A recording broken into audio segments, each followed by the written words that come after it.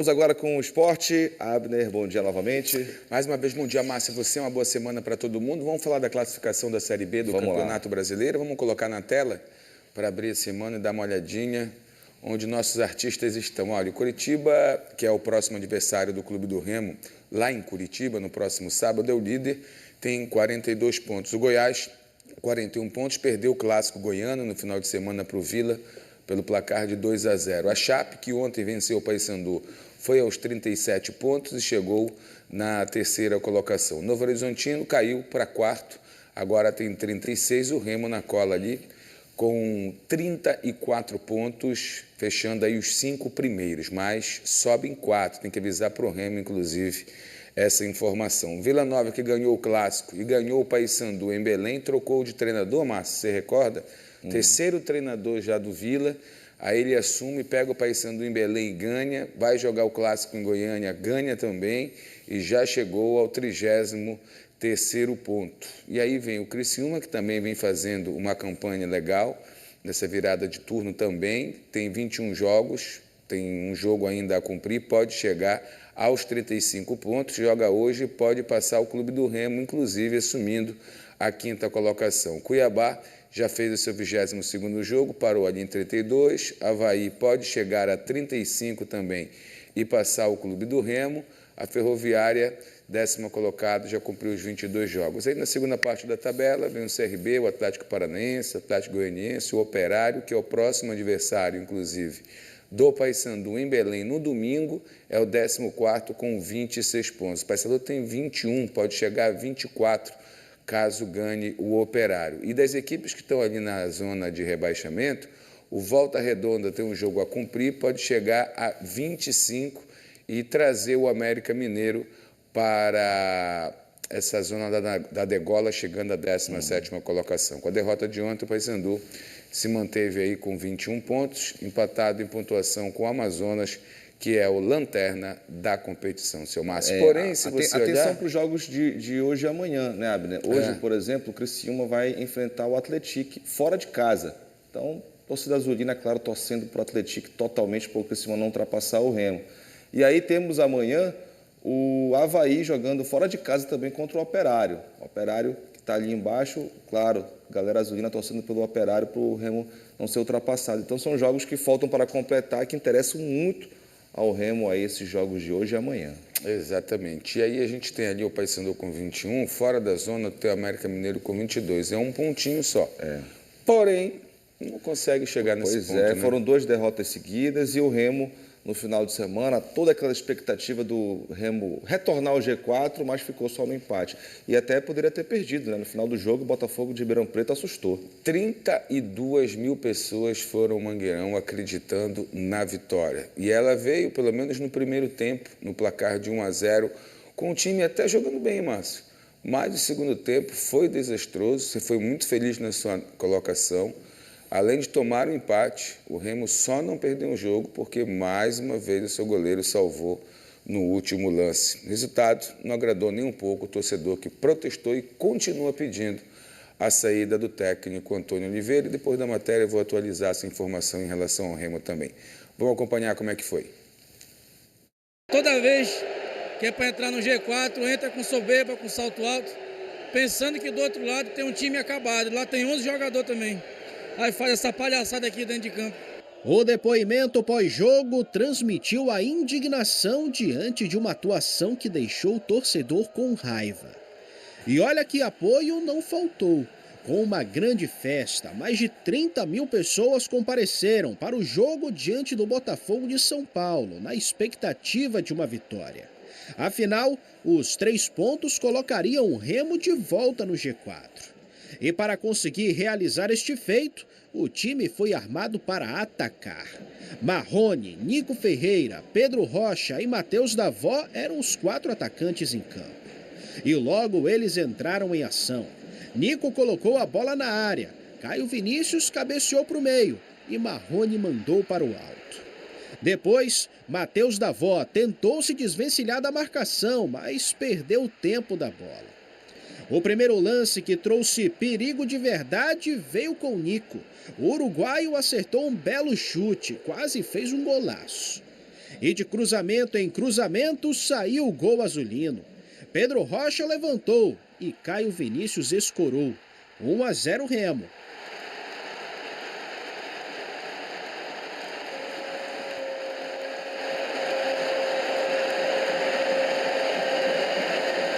Com a vantagem no placar, o primeiro tempo fez o torcedor ficar otimista. Só que logo no início do segundo tempo, logo aos 4 minutos, veio um balde de água fria. Reinaldo perdeu a bola e o contra-ataque foi armado. Liberdade total até a bola chegar para Jefferson Ney, que passou por Camutanga e fez um belo gol.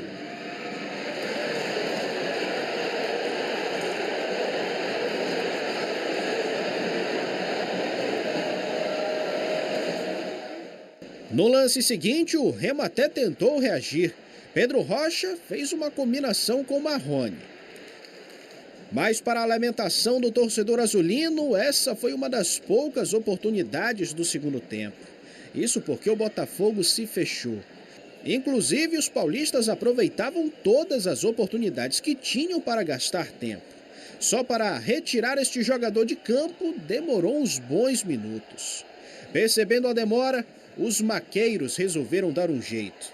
A toda velocidade, retiraram o atleta de campo. O jogador não gostou e uma discussão começou. Até a comissão técnica do Botafogo ficou revoltada e o jogo ficou paralisado por mais tempo. Sem Antônio Oliveira à beira do campo por conta de uma suspensão, coube à comissão técnica tomar uma atitude. Diego Hernandes foi chamado para estrear em Belém. Minutos depois, criou uma oportunidade, driblou o defensor e fez o goleiro trabalhar. E essa foi a última chance de fato. Quando os azulinos tinham a bola no pé, era passe de um lado, passe do outro e nenhuma finalização. Parecia até que o empate servia, só que em casa a torcida queria mais. Não dá, a torcida não gosta, a torcida não acredita nisso. Tá difícil. E para deixar o torcedor mais nervoso, o Botafogo teve a última chance do jogo. Mas Marcelo Rangel deixou o placar em igualdade. No final das contas, o resultado acabou sendo bastante cruel, com quem veio cheio de esperança para as arquibancadas do Mangueirão. Até porque o Remo estava a apenas um gol de voltar ao G4 novamente. Só que pior do que não vencer foi ver a atuação do time, que deixou o torcedor sem paciência e insatisfeito. Eu acho que está faltando algo mais para o Remo, para o time que quer subir para a Série A, eu acho que está faltando algo mais. Está difícil. Bem difícil porque o Remo se complica dentro de casa. Isso é inaceitável. Você perder um joguinho aqui, empatar um joguinho ali dentro de casa, ok, mas você repetir isso com o apoio do seu torcedor, dentro do seu estádio e mais... Antes, a desculpa era que estava enfrentando equipes que estavam disputando essa classificação também. Agora, você tropeça em equipes dentro de casa que estão na parte baixa da tabela. E, Abner, não é a primeira vez que você comenta aqui do Remo jogar muito bem o primeiro tempo, aí chega no segundo tempo o time cai de rendimento, né? Sem necessariamente culpar as mudanças, por exemplo, mas parece ser muito mais uma questão física. A gente vai ficar buscando aqui uma explicação para esse tipo de atuação, para esse tipo de resultado dentro de casa, sem necessariamente ninguém está cobrando, pelo menos o torcedor na sua fala, um futebol de elite, de primeira divisão. 0-0 estava bom, que seria o natural cobrar, né? Já que você está investindo, você vai ali torcer para a sua equipe. Mas está bem distante disso e as rodadas vão passando e a gente vê uma gordura aumentar para as equipes que estão no G4. E aí, isso mostra muito o que é o Remo. O lance do gol. O Reinaldo perde a bola, concentra-se na volta do cara que perdeu a bola, o Reinaldo. O Camutanga vai de primeira na jogada sem necessidade. E o Reinaldo, que perdeu essa bola, poderia dar esse carrinho, se jogar na frente da bola aí. Novamente o lance aí. Olha aí. Acompanhem o Reinaldo com a bola. Tá? O Reinaldo com a bola tenta sair jogando, ninguém se apresenta para jogar, ele perde essa jogada, aí ele vai voltando. Olha o ritmo da volta para a marcação. Aí, se ele vai com uma certa velocidade e se joga na frente da bola, talvez esse gol não saísse. Porém, parece assim que vamos dar uma volta. Não, eles não vão fazer o gol, que eles são ruins, estão aí na zona de rebaixamento e tudo mais. Não é isso, Márcio, não é isso. A Série B ela pede mais entrega, ela pede mais marcação, ela pede mais organização. E outra coisa, não vamos passar pano aqui e não vamos fugir da realidade. A realidade é o seguinte, gente, a voz popular é de revolta, é de insatisfação. Já existia dentro dessa própria Série B do Campeonato Brasileiro, nos últimos pelo menos 9 jogos, uma, como diz na minha terra, Márcio, que é do lado da sua, uma má querência do torcedor com o técnico do Clube do Remo, Antônio Oliveira, que foi meio que atropelado, porque toda semana chega jogador, toda semana tem jogador machucado, você precisa dar um padrão para uma equipe e tem que ter uma equipe para chamar de sua, mas os resultados não vieram, Márcio. Os resultados não vieram, o torcedor protestou no sábado, não quer mais da figura do treinador, a rede social só fala nisso, as ruas só falam nisso, você viu aí, de todas as entrevistas que nós fizemos na matéria, é difícil você conviver com isso porque a cobrança, ela chega no presidente da equipe, que é o Tonhão, do clube, desculpa, que é o Tonhão, que ontem, aí eu vou atualizar essa informação para o torcedor, ontem conversou com o executivo de futebol, o Marcos Braz, não há definida a saída do técnico, mas uma fonte do clube me informou que será dada mais uma oportunidade nesse jogo contra o Coritiba, né? No próximo sábado, lá na casa do Coritiba, o Coritiba que é o líder da competição. Se o Remo não perder lá, ou trouxer uma vitória, lembrando que o Paysandu foi lá e enfiou 5-2, né? Mas não é todo dia que chove, né, Márcio? Tem dia que faz verão também. Então vai ser dada mais essa oportunidade. Não há uma multa milionária para a saída do treinador, como é colocado por aí e tudo mais. Há uma indicação do Marcos Braz, há um apoio do Marcos Braz para essa comissão técnica. Ele sempre alegou que foi difícil trazê-la, de fazer o convencimento, de dar a estrutura que o treinador está acostumado, junto com o seu staff e tudo mais, mas o namoro não está bom, está em crise e a gente está indo até o momento de ver dentro de campo o que o time tem entregue, beleza? Ainda tem uma segunda situação que aí precisa ser estudada pelo Marcos Braz, pelo presidente do clube, pelo staff ali, se os jogadores estão entendendo a proposta do treinador, se eles estão satisfeitos com as escolhas do treinador para treinamento ou para o time que vai entrar, as substituições que são feitas, quem antes era titular absoluto e agora nem em campo entra. Então, e jogadores que estão chegando, e aí começa a especulação, que eu não vou colocar isso em pauta, mas também se afirma. Eu estava aqui trabalhando e aí chegou o Márcio Lins como contratado, ganhando 3 vezes mais do que eu, entregando menos do que eu, e aí ele passa a jogar e eu não. E eu estou por aqui, eu já estava desde o ano passado, eu subi com o time e tal. Então, tem uma salada aí que ela precisa de um tempero para poder ser servida. E quando você não ganha, dá brecha para tudo isso, para essas desconfianças, para essas posições, para essas colocações. Os problemas vêm à tona, digamos assim, ou se procura entender o que está acontecendo, né? Porque, Abner, a gente está observando, o Antônio Oliveira já está 2 meses no Remo, né? Ele chegou aqui em junho, antes daquele repá, inclusive, que o Remo perdeu, e a avaliação vai ser em cima disso, né? O que se produziu em 2 meses? 2 meses o Remo contratou bastante, investiu bastante no elenco. Então o Remo evoluiu ou não em 2 meses? Eu imagino que a avaliação vai ser nesse sentido, obviamente, né? Porque time tem, né? Jogadores de qualidade tem. Pois é, e para fazer uma campanha para se salvar do rebaixamento, ele merece uma estátua. O trabalho merece uma estátua no Baenão. Mas para o que o clube se propõe, o que ele está gastando e o que o torcedor deseja, aí não. Aí está devendo porque não consegue ser absoluto, porque toda vez que você fala em G4 para o Remo, parece que o Remo se assusta e não concorda que aquele G4 pertence a ele, entendeu? Então é difícil. E outra, o 5º colocado, Márcio, acabou o ano, o 5º colocado e o 16º é a mesma coisa. Estão na mesma, né? Estão na mesma. Aí você vai fazer uma conta. Quanto o 5º colocado gastou e quanto o 16º gastou? Eu já estou mandando a mensagem já, essa é a grande realidade, que aqui o Márcio diz, Abner, não passe pano. Como eu obedeço o Márcio, eu não passo pano. Você está vendo o Paysandu onde está, né? Se quando acabar o ano, o Paysandu se salvar por 1 milésimo aí de ponto e ficar em 16º, tá? Sendo o último antes de entrar na zona, vamos dizer que ele gastou no orçamento 10 milhões durante o ano. E se o Remo ficar na 5ª colocação, tomara que não, que seja o primeiro e suba para a Série A do Campeonato Brasileiro, como o Paysandu também se salve, e gastou 40 milhões, há uma discrepância, há um tamanho bem grande e não adiantou de nada. Então, é necessário que o Remo comece a entregar esse resultado dentro de casa. O Remo faz uma conta interna que é a seguinte, para as últimas 10 rodadas, se o Remo continuar naquela brincadeira ali de 5º colocado, ele chega. Né? Mas chega por quê? Porque tem torcida, porque paga salário em dia, porque a diretoria dá toda a condição de trabalho para um elenco e para uma comissão técnica que enche a boca que está na 5ª posição, mas 5ª posição, Márcio, é igual sair na chuva sem guarda-chuva, pô.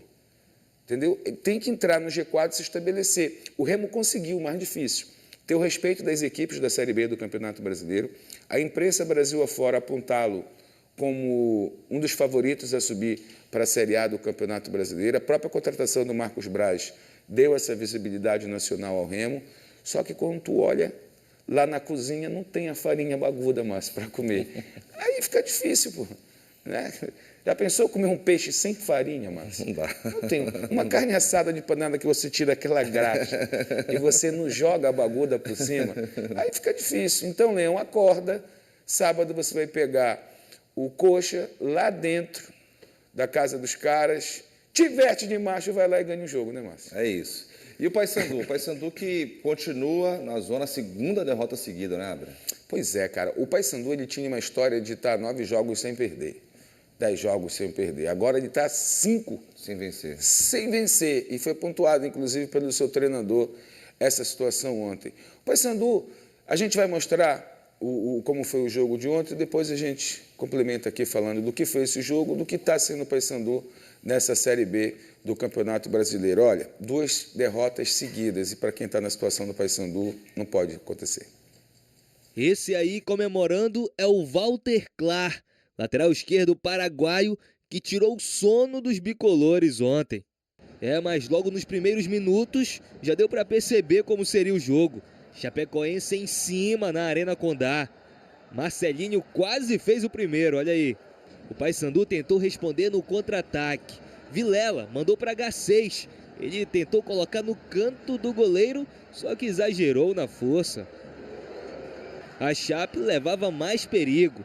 Nesse lance, Giovanni Augusto cruzou e Neto Pessoa não conseguiu chegar para empurrar para o gol. Alívio para os bicolores.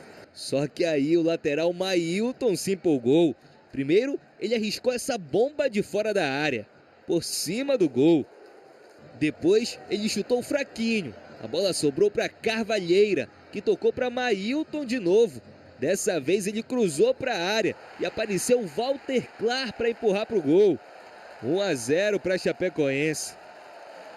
Atrás do placar, o Paysandu queria reagir. Thiago Heleno ajeitou para Luan Freitas cabecear e Bruno Leonardo salvou em cima da linha. Essa foi a melhor chance do Paysandu no primeiro tempo. Já na segunda etapa, a Chapecoense voltou em cima de novo. Marcinho quase fez, se não fosse o goleiro Gabriel Mesquita.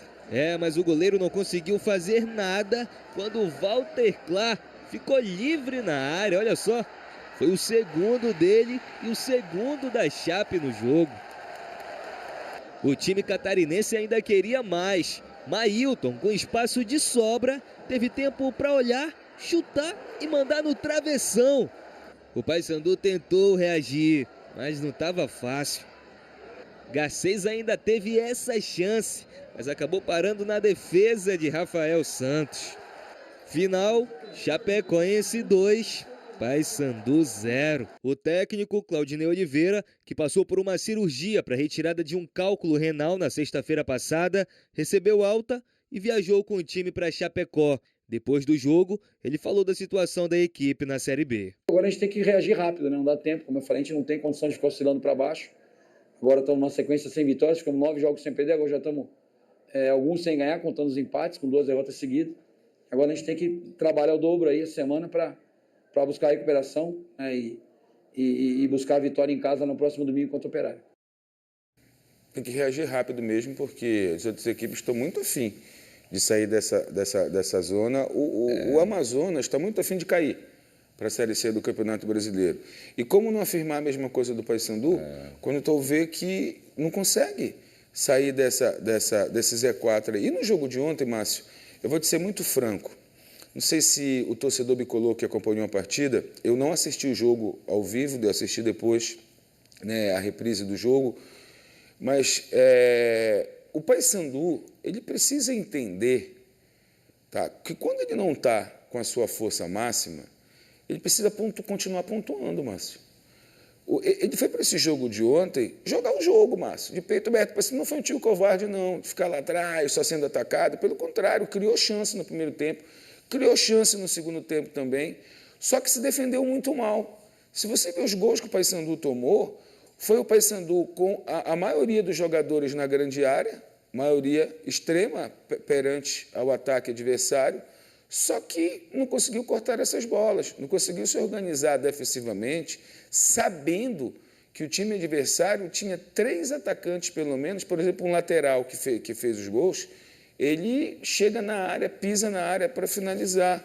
Já o Paysandu, ele não tinha o seu principal atacante, por causa que o Diogo ontem, ele sentiu virose, estava com virose, e não sei para quem entrou também, que entrou só no finalzinho, podia até ter comprometido, mas é o desespero, né, de ter aí o seu atacante que faz gol e tudo mais.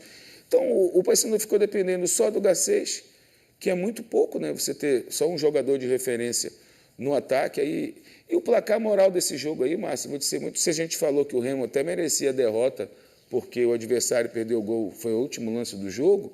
Nesse jogo aí, o Paysandu teve chance de fazer 1, 2 gols, só que a Chape ontem estava inspiradíssima, teve a oportunidade de fazer 4, 5. Terminou 2-0, ficou de bom tamanho a vitória da Chape aí, mas o Paysandu eu acho que não poderia ir. E, Abner, se a gente for observar os lances da Chape, sempre o jogador da Chape sobrando, né? Sim. O sistema defensivo do Paysandu parece que cochilou nesse jogo. Em cima disso que eu coloquei, que o Paysandu acabou se defendendo mal. Aí foi logo no início do jogo esse lance do Garcês. Sempre tem um sobrando da Chape. Então você precisa entender o jogo que você está fazendo e as peças que você está tendo. Olha aí, novamente, sempre ontem, um livre de marcação. Ontem o Paysandu contou com a entrada do seu jogador mais caro, vou dizer assim, do seu maior investimento, que é o Thiago Heleno, né? Pela primeira vez ele foi titular desde que chegou. Sabe quando o Thiago Heleno foi relacionado a primeira vez, Márcio?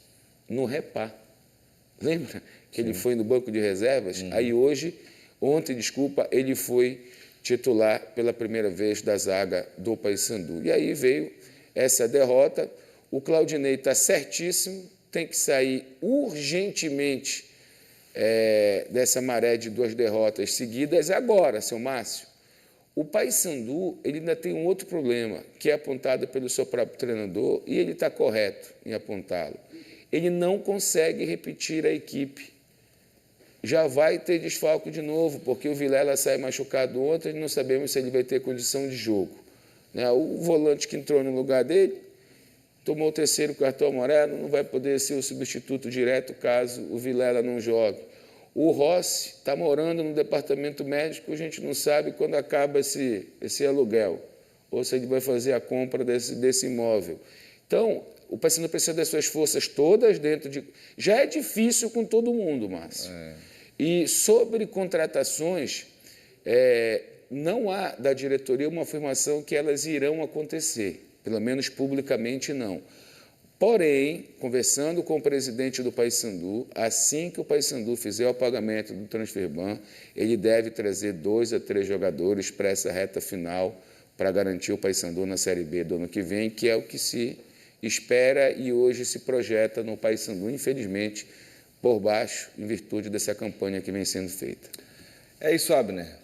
Valeu? Daqui a pouco você volta? Valeu, daqui a pouco eu volto para a gente trazer mais informações a respeito do futebol paraense, numa semana de Libertadores, de um monte de coisa, porém, Série B só no final de semana, e mesmo assim os caras ainda ficam cansados pro jogo, Márcio. É um jogo por semana, Márcio. Um jogo por semana.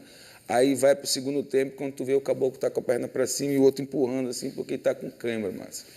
Sabe o que é isso, Márcio? O que é? É que eles não vão no Rock Doido. Se fosse eles, eu ver que eles não iam alcançar. Valeu, até daqui a pouco.